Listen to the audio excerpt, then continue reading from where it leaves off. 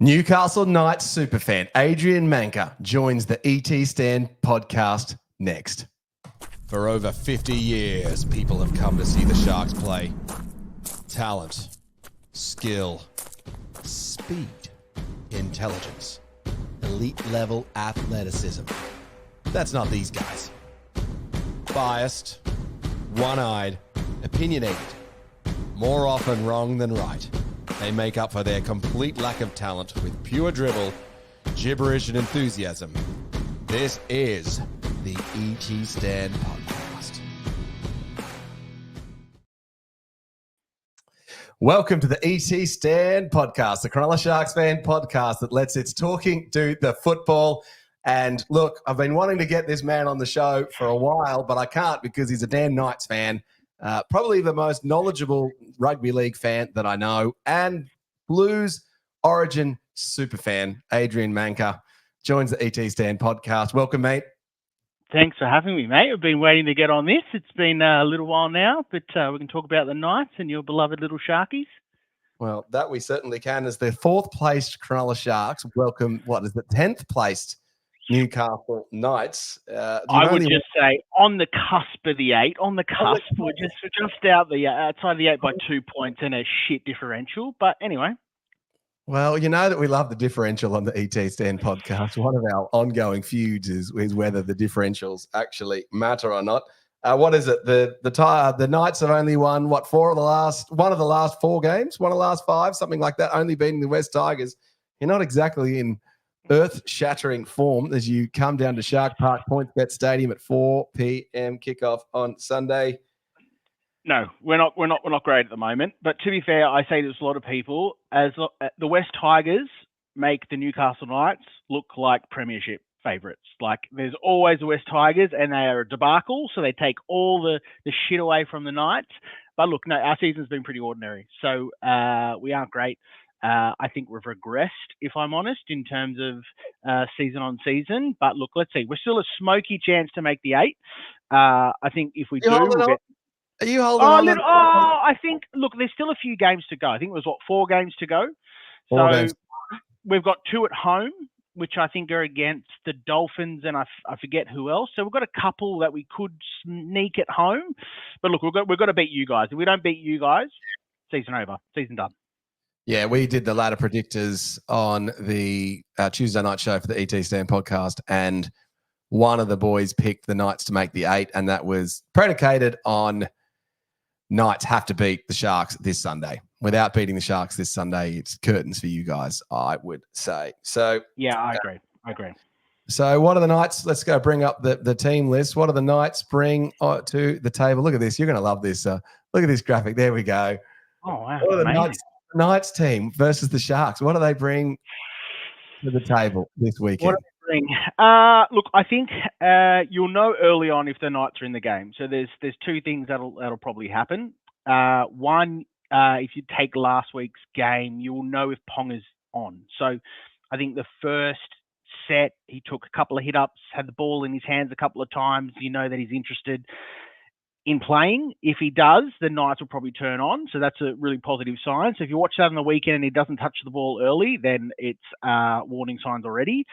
That's the classic Sterlo. You just know if the halfback's on if they're running the ball, and he is, or if the chief playmaker's running the ball. And so if he's in it, you just know. And last week, you knew straight away that he wanted the ball. He was on. To be fair, they're playing the West Tigers, so he probably wanted to score. But look, he was on, which was good. So you need your captains to lead from the front. He's paid a lot of money, so we definitely need him to be doing that. And it'll depend on our defense as well. Like if you easily make yards in the first kind of 1 or 2 carries, then I'd be worried. So if you peg us back in our half, then I just know we're going to be in for a really tough day. So they're the 2 signs for me in terms of if we're on. If those 2 things happen, then I think it'll be competitive. But if those 2 things don't happen, then I think it could get away from us and we could get a bit of a score on us. But look, obviously Ponga's our star. Without Ponga, we have no attack. We're the worst attacking team in the comp. So we need the ball in his hands. So how is the worst attacking team in the comp going to beat a team like the Sharks that is putting out 7 forwards instead of 6 and have it set up defensively? I think we've just got to play a really ugly, dirty style of football. Like, that's the only way we're going to beat you. Or if you guys have a shit game. Like, I think we've just got to play Yeah, really. play ugly football. Yeah, we do play ugly football. If you think about it, if you're the worst attacking team in the comp, you are playing the most ugly football going around. So all you're doing is grinding out wins and making sure that you defensively work really hard. But also the issue with us is we play very conservatively. So if you look at last week's, we could have put a score on the West Tigers. We got to about 20 minutes left in the second half. We just kicked to corners. We kept them down there. It was very boring. It was very, very safe. So, look, attack's our issue. Attack's our massive issue. So I think, yeah, look, Ponga's the key to unlocking all of that. Without him being on his game, I think we will really struggle to score points. All right, so you've obviously lost the previous couple of games before the West Tigers. So what was going wrong in those matches, and why did you get beat?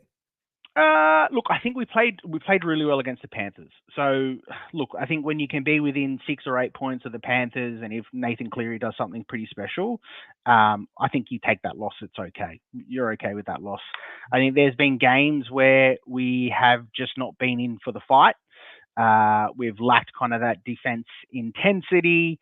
Look, we're not going to win games on our attack, I don't think. I think Adam O'Brien probably is aware of that as well. I think it's purely effort, so defense, and just making sure that we're not making stupid errors and penalties. We make some stupid penalties. So I think we're just got to be better disciplined, good defensively, and just take our chances. I don't think we're going to get that many chances against the Sharks. So just making sure that we take them when they're there, and let's hope we do. I'm not very hopeful, but in saying that, if Pong is on, maybe we will. How's Jaden Brayley been playing? I think we've got the worst Brayley brother versus you guys. I think you have the better brother. I think he's solid. I think he's copped a pretty bad run with injuries. I think the one thing he lacks is speed on the ball and being able to be a ball player. I think he's really good in terms of settling the team down in terms of defensively. He works hard, but look, I just don't think he has a lot of attacking flair. If I'm honest, I don't think he's there next year. I think he's shopped around. I think he's moved on. They need to get someone in the half that's a little bit more dynamic. There is the chat. There is the chat. Yeah, look, to be fair, when we first signed him, we needed a bit of a steady head. We needed somebody who a bit more experienced. I think we just need speed on the ball. We don't have it. He works really hard. There's no doubt about that. But yeah, I think we're probably paying him pretty well too. So to be a good number, like, I think everyone needs a really good 9. A team that doesn't have a good 9 probably isn't in the top 8 or even in the top 4. So solid player, but I think we need a little bit more creativity from a dummy half perspective. Who's in form from your forward pack? Saifiti's a name we know. Obviously, we know Tyson Frizzell, Adrian profile. Look, I think Frizzell and Leo Thompson are our 2 standouts. From a forward pack perspective, Thompson just runs all day, tough Kiwi, works really hard, big hit ups, works hard in defense as well. Tyson Frizzell, you know what you're going to get from him, making good runs, works hard, tackles. Elliott's a good ball player, good 13 in terms of being able to be kind of that. I'd love for him to be Isaiah Yeo, but look, he's still a bit of a ball player, which does help out. So I don't mind him. Look, I think Kai Pearce-Paul came from the UK, still a young kid, was touted as the next Sonny Bill Williams, which is a pretty big tag. Wow. Yeah. Know about their players being touted as the next Sonny Bill.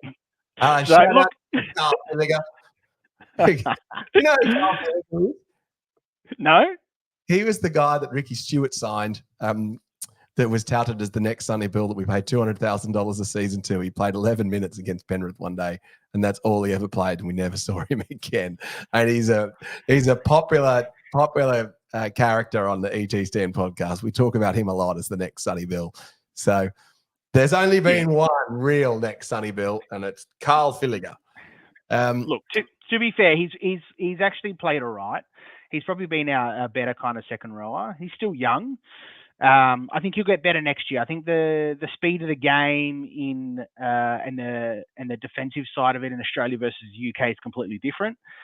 He tries really hard. My worry is he will have a really good season next year, and then the Roosters will come knocking and they'll take him. I think he's got a lot of potential. The worry I have is I don't know if Knights will be able to keep him much longer. We're going to have another Dom Young issue on our hands, which would scare the shit out of me in terms of Politis coming and taking a really promising back rower, despite us bringing him out. Seeing Dom Young playing for the Roosters. It is. He's got amazing speed. He works really hard. I think the issue was we probably didn't realise his potential straight away, and we should have offered him a contract early on. And then as soon as he started playing really well, he obviously realised his price was just going up and up and up, and he wanted a sea change. And to be fair, if you get a club who's in the top 4 knocking on your door to say, would you want to come to us and play finals footy, versus a team who's at the cusp of or the bottom of the 8, come on, I think I'd know what my choices would be. Well, and also the bright lights of Sydney are probably more entertaining. Jack Cogger, he's the ex-Panthers half guy, isn't he? Correct, yes. Probably should have stayed in Penrith, to be honest. Probably would have got a bit more competitive.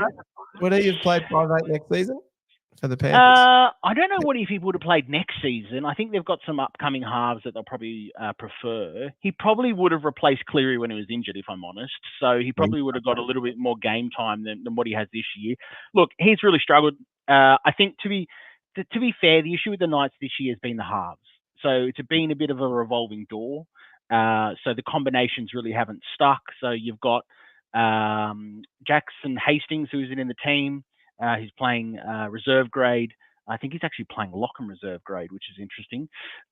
Look, he's really struggled to nail down that 7 position. They brought Cogger in as competition. They're very similar players. So look, Cogger's being used as a bit of a utility to go into dummy half, maybe when Brayley's a little bit tired or there's a bit of fatigue. But look, yeah, I'm not so sure Jack Cogger will be there next year, if I'm honest. Like, I think he wants to play first grade football. I don't think he's getting it there. Look, he played well in that grand final for Penrith last year, but he really hasn't played the lights out for us. So yeah, he's a bit of an interesting player next year in terms of what happens to him. So I don't think he's going to scare your team on the weekend. I think he'll come in, he'll play dummy half.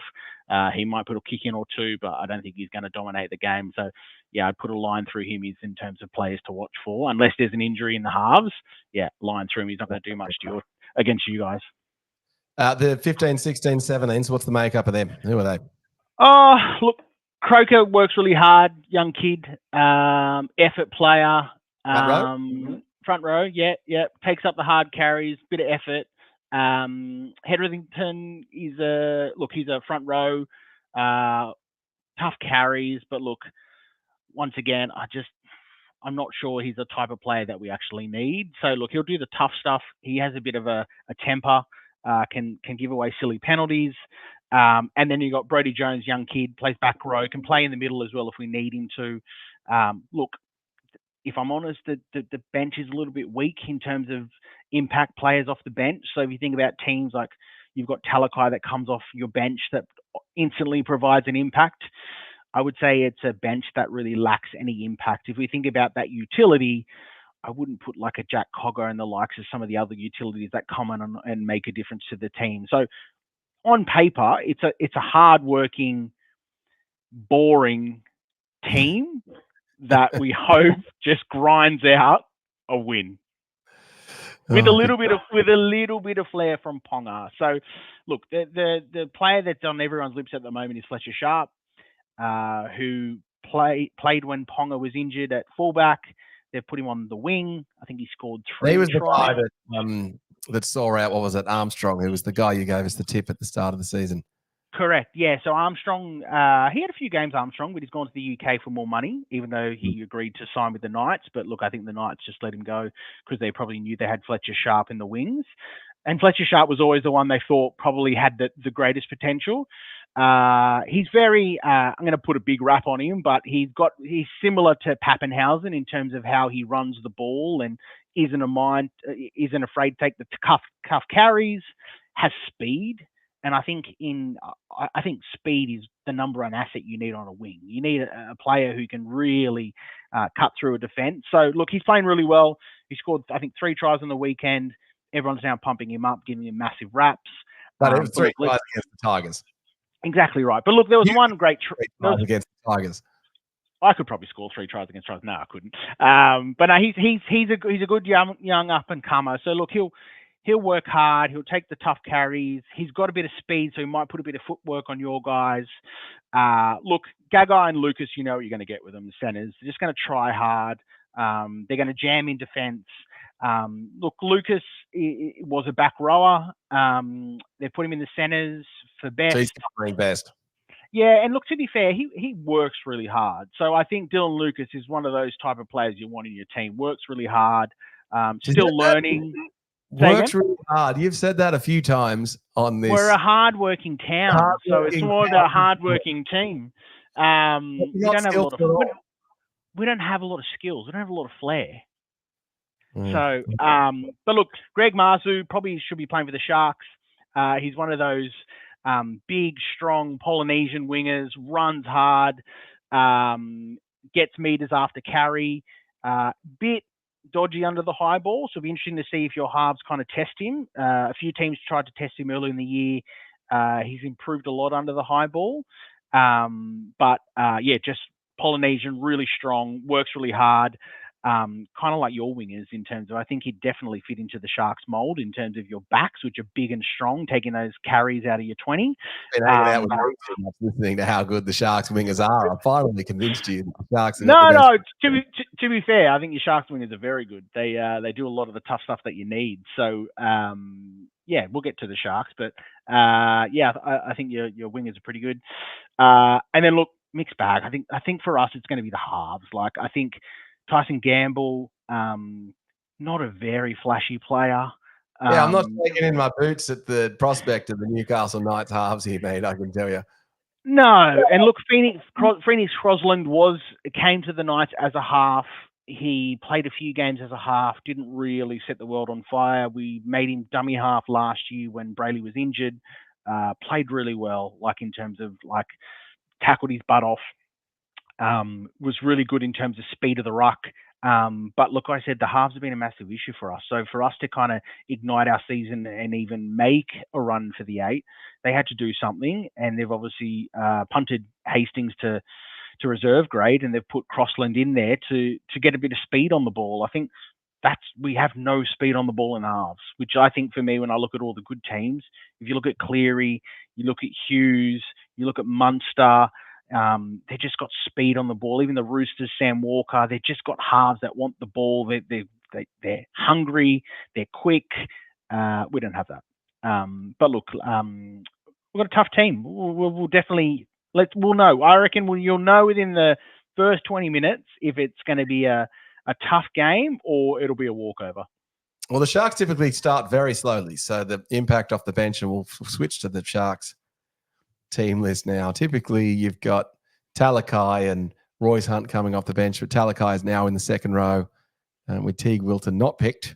What do you make of the Sharks team, Manca? Adrian? I gave you that tip last week when you were like, they're going to lose against the Titans, and I was like, mate, they'll put a score on the Titans, and I didn't even bet on them when I should have, because I reckon we would have made thousands. But they played really well last week. Good bet on the Sharks. Mate, they were very good last week, so they were right up for it. So, what about the Sharks?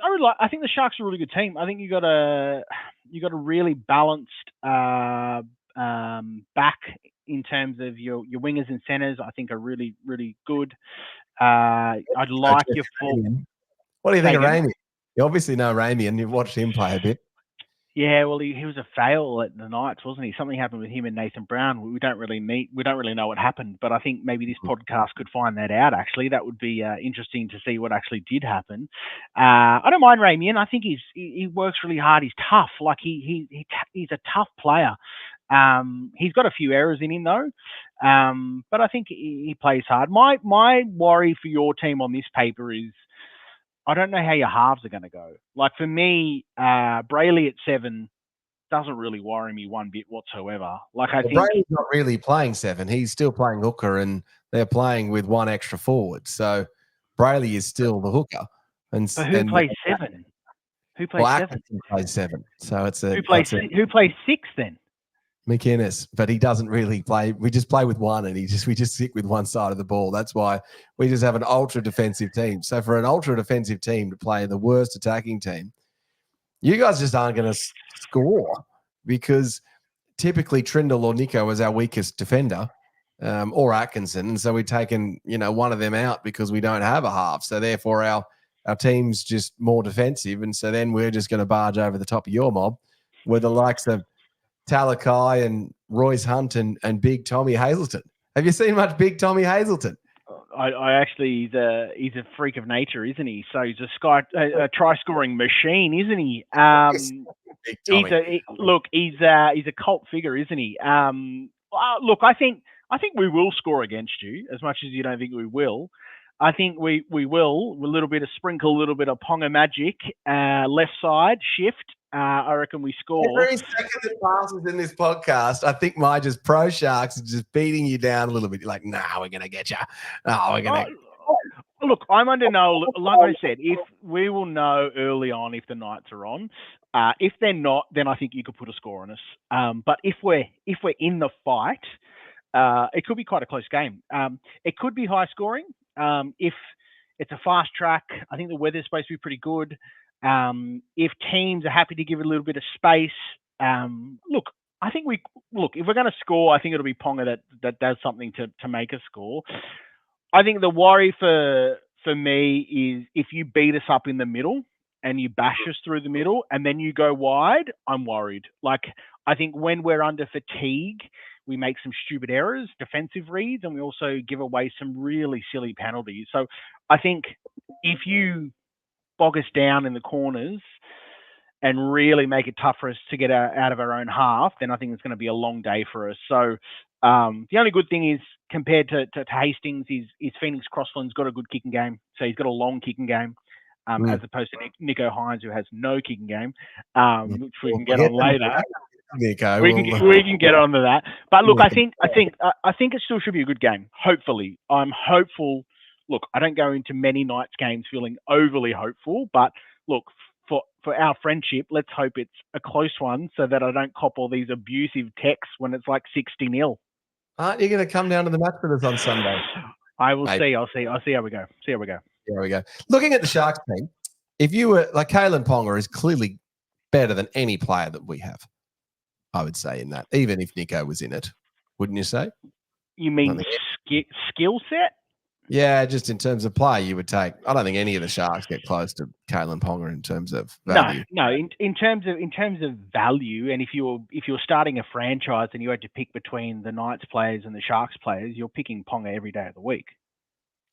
Yeah, I'm picking Ponga, and I quite like Daniel Atkinson. I'd start a new franchise with you, Daniel Atkinson. Really? Yeah, Daniel Atkinson's running player.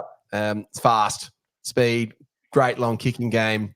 Daniel Atkinson's 2-0 when he has to play on his own with Cam McInnes as the 5'8". This strategy works. So what's your worry against us this weekend? What do you think is your concern? Ponga is a big concern, and then the Sharks just tend to start slow and are very temperamental. So a very spirited Sharks team came out against the Titans last week and blew them away early. But sometimes the Sharks just start a little bit slowly, and then we rely on the bench to give us a bit of oomph. And so typically that bench has had Talakai, Jack Williams, Royce Hunt, and Hazleton, Hamlin Ueli perhaps.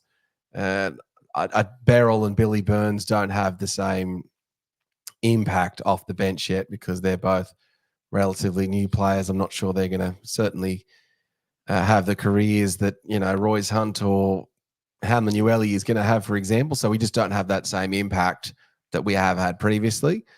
Yeah. But we're playing Sif for Talakai. Look, Talakai is an absolute beast and can just tear you apart. And so the back rowers of the Sharks, Nakura and Talakai, they're pretty tricky to deal with. So we'll see how we go. Look, the Sharks have got big bucks out. We've got a lot of players out at the Knights. It's not like you've only got Bradman Best. It's probably a pretty good player, Bradman Best. Yeah, no, he's handy. He'd make the Sharks team.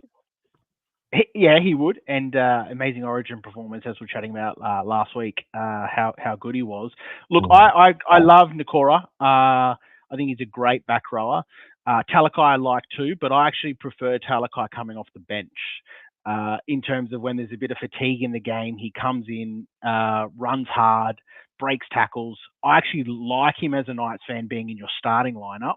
We get minutes into him, we tire him out, he probably has less of an impact. So I actually prefer. He plays 80 minutes, he gets gassed at the end. Yeah, and that's for me, which I quite like. To be fair, probably the one thing we haven't chatted about is your fullback. Like, I don't mind Kennedy. Like, yes, he's not the flashiest. He's not like Ponga, but he's still super quick. He's not a bad little ball player. He runs the ball hard, which I think for me, we always talk about this in terms of fullbacks. You're obviously not a Tedesco fan, but it's all Dylan Edwards. You thought his Origin performance wasn't great. I don't like either. It's just, as long as they run hard and make meters and they're always looking for ball in hand, that's the one thing I really love about fullbacks like a Tedesco or a Dylan Edwards. They're always looking for the ball in hand. And I think that's where Ponga sometimes goes missing, where I think last week it was like, oh, okay, he's interested in the game he's on. He wants ball in hand. I think Kennedy does that too for you guys. He's not a bad fullback. Like, yes, he doesn't have the class as what Ponga does, but not as much in the Fitzy regime. He hasn't been doing the ball playing, sweeping up the back line type plays and the, isolating, going around them. Fitzy tends to like getting the ball to the centres early and then seeing what Ramian or Iro or Talakai can do one-on-one with the centres. Tends to be the way the Sharks like to play, which doesn't advertise Kennedy as much. His one-on-one defence has been a little bit better. In past years, the team would make a break, and if they were one-on-one with Kennedy, they would almost always score, whereas now he can make a few tackles. But he's not lining it up. He's got speed, but he's not blisteringly fast. Ponga's quicker. Yeah, look, Ponga's an athlete. He's obviously had a few injuries as well, so his longevity will be interesting to see how he goes over his career. Hopefully it's all at the Knights, but you never say never. But I don't mind Fitz's philosophy. Like, you have really good centers and wingers, get them the ball early. Get them to put on some footwork and make some damage. Like, why wouldn't you go to your strengths? So I think his game plan, I know Fitzy probably gets a bit of bad rap from the Sharks. I quite like Fitzy. I think he's a great coach. I think we were chatting about this the other day. Like, Trent Robinson, I think he's an amazing coach, and I'd pick him as my coach if I could. But Fitzy comes from that philosophy. Like, I think he knows what he wants to get out of his team. I think eventually, once you get to semi-finals, defense do win semi-finals. So defensively is not a bad thing to have in terms of knowing your systems. I think with your team having a lot of players out, you have to play to your strengths, don't you? So you kind of have to have a pretty simplified game plan to get these. You basically just got to bank these wins. You need to bank these wins to get into the top four. Once you get into the top four, double chance. There's every likelihood you make a prelim. Once you get to a prelim, I think it's a flip of a coin in terms of who gets through. No, but if you're playing in Melbourne, maybe not. But I think anything like prelim is when you genuinely got a chance to win a comp. If you don't make a prelim, you've got no chance winning a comp.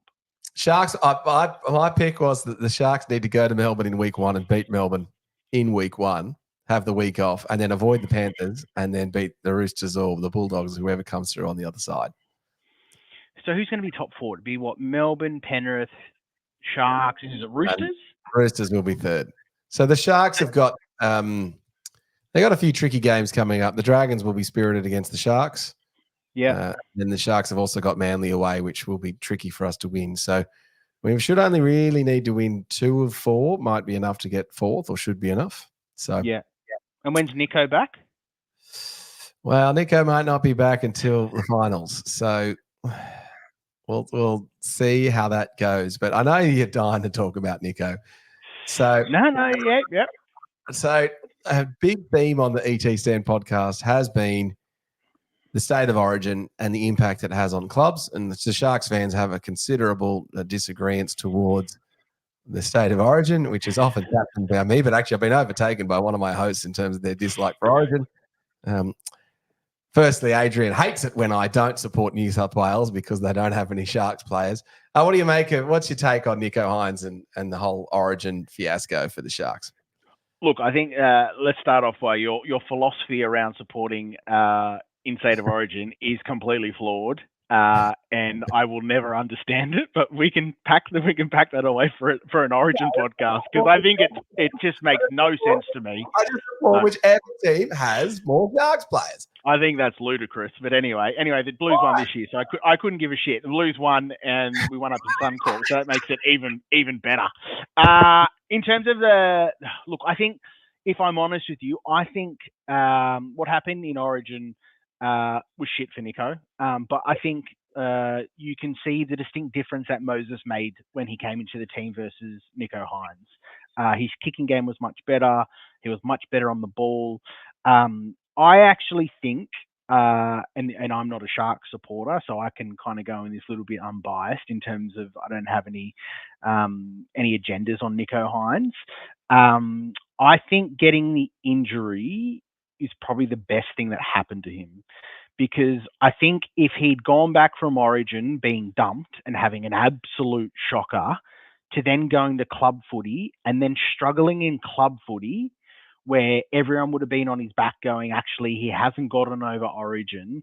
He's been able to go away. He's probably gotten away from all the noise.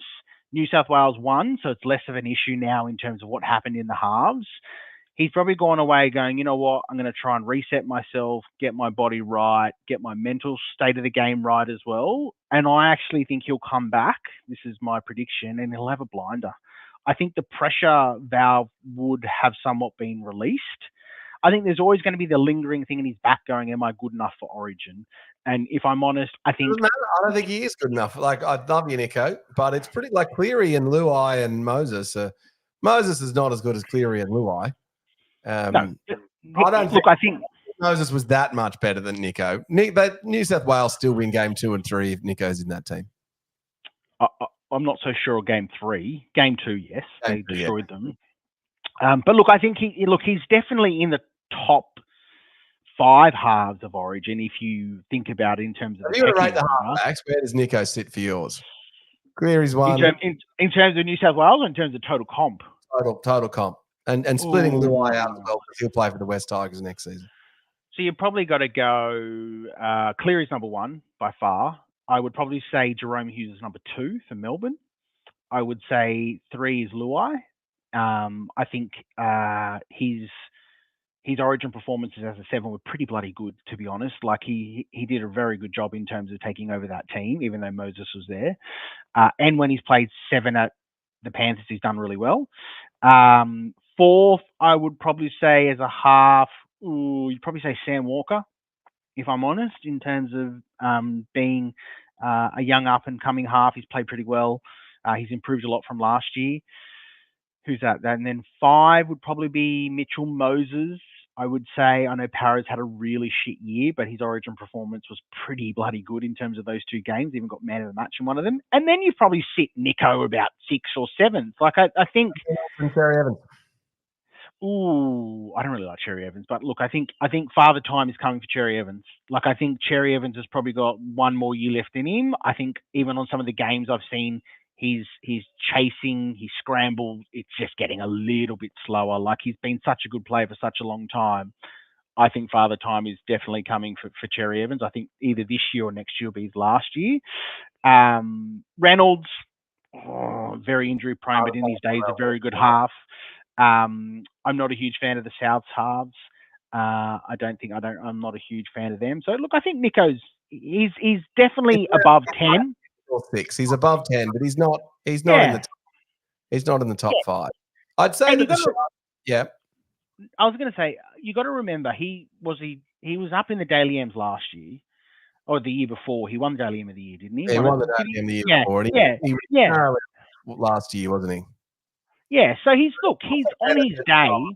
He benefits in the Daily M though because he doesn't have the star power like Melbourne Storm players used to struggle to win because Smith, Cronk, and Slater would take the points off each other, whereas Nico doesn't have that same problem, and it became a bit of a run at 6 points for Nico at the start of this season. Look, I think he's not he's not the worst player. I think, as we were saying the other day, like trying to find a half, you know how hard halves are?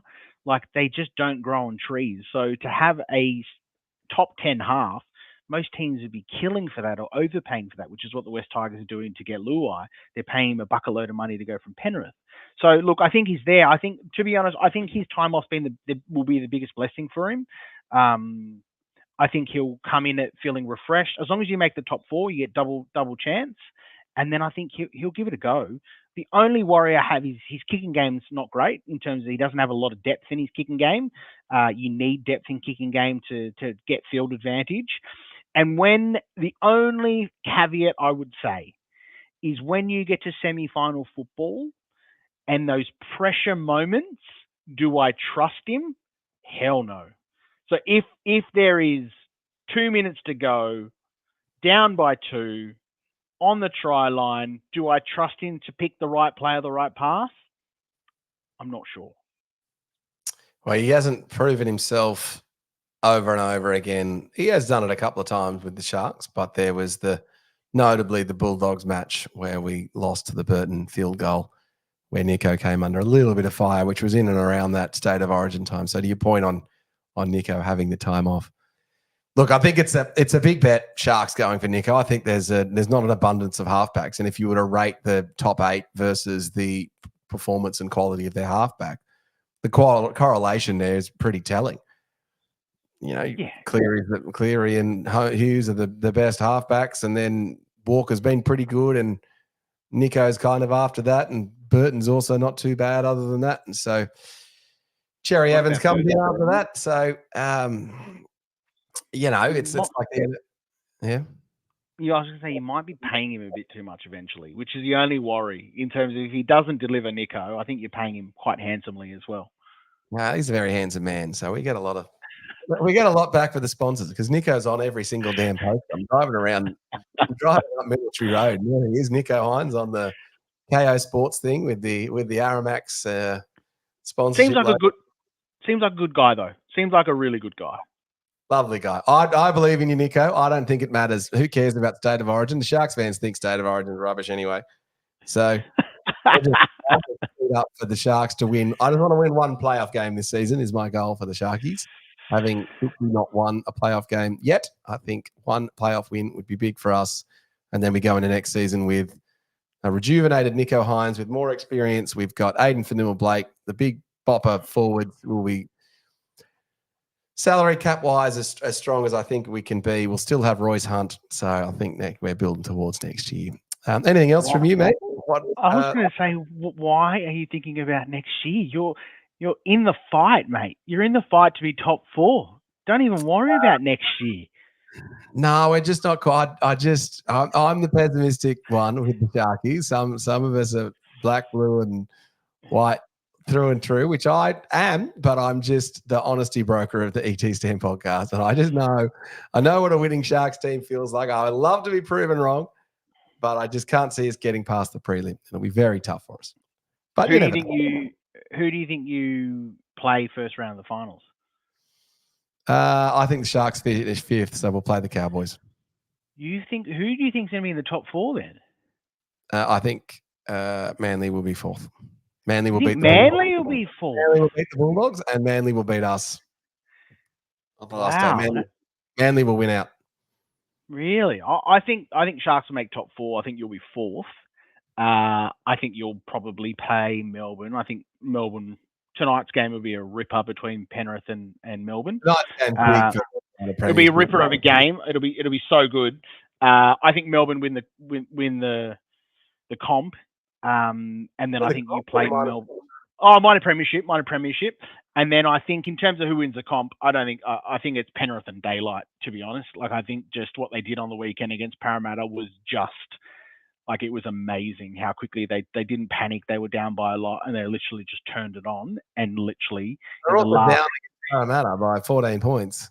Yeah, it was amazing. I was watching it going, whoa, may have had a multi on it as well. But in saying that, it was an amazing performance. They played really well. Yeah, exactly. Gamble responsibility. You got to remember those media laws that you. That is true. But yeah, I think last thoughts before we let you get out of here and back to your day. Yeah. What are your thoughts? Look, I think, like I said, I'm actually looking forward to the game this weekend. I'd love it to be played up at Newcastle because I think just that home crowd advantage would give us a little bit of an extra lift. I hope it's competitive. Like I think, like I said, if Ponga gets ball in hand, he's looking like he wants the ball. He's sniffing around the ruck. He makes a couple of carries early. I think he's on. He'll drag the team forward. I think if you make a lot of yards in your first couple of sets and we don't make any yards in our first couple of sets, it's going to be a very long day for us. And then I just think there's a potential you put a bit of a score on us. We are a team where we can play one good game and then literally get beaten by 40 the next. And then Adam O'Brien will be like, I didn't see where this came from. And it's like, no shit, mate, your team's not good enough. If we don't win line through us for the year, I think the Sharks have got really good potential this year. I do think it's Penrith and Daylight in terms of who's going to win it, but you never know. Semi-final football is an interesting thing. I said to you, more optimistic for teams beating Penrith and Sharks. Just get in the top 4, get a double chance. Anything can happen. I think Nico coming back is going to be like a brand new player that you don't have at the moment. So if you're doing okay now and you get an injection in the halves of somebody who's slightly better than your average kind of half, look, I think you guys will go all right. So, look, I do hope Newcastle wins this weekend, of course, because it'll just be fantastic. But I think it's going to be a pretty tough ask against a very good Sharks team, defensively, who work really hard for each other. We don't have the flair. So in terms of being able to crack you guys open, outside of Ponga, you shut down Ponga, ain't nothing happening. Nothing happening. You win. All right, mate. You've been very animated and really good on this podcast. Really good fun. We'll do a New South Wales Blues preview with you next season, I think. Yeah, absolutely. Thanks for having me. It's been a pleasure. Love talking about the Knights and your Sharks, mate. Because I think, mate, I'd rather be a Sharks fan at the moment than a Knights fan. You're at least competing. Like I said, we're at least. This is true. All right. Well, the Sharks take on the Newcastle Knights at 4 p.m. on Sunday down at PointsBet Stadium down at Cronulla. Before that, at about 1:45 p.m., the table-topping NRLW Sharks do play the 4th-placed Newcastle Knights women's team, which will also be quite a good game as well because the Knights have been premiers the last couple of years. So we'll see how that one goes as well. Thanks, Adrian, for coming on. You Knights Blues super fan. In terms of other stuff coming up on the ET Stand podcast, we have just put out a Chronicles video recounting and reliving the classic Sharks 64-14 win over the Knights in 2002. That was the Thief in the Night match where Brett Camorley absolutely carved you guys up. And Jai Mullane, a friend of the show, debuted for the Sharkies at 5'8" that day. So I don't think, Adrian, you'll be going and watching that video to relive that match by any means. But it was good fun. Thanks for coming in, mate. And we will see everyone on the debrief after the Matty John show on Thursday night. Up, Cronulla. For over 50 years, people have come to see the Sharks play.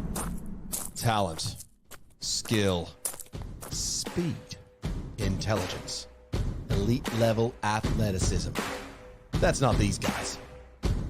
Biased, one-eyed, opinionated, more often wrong than right.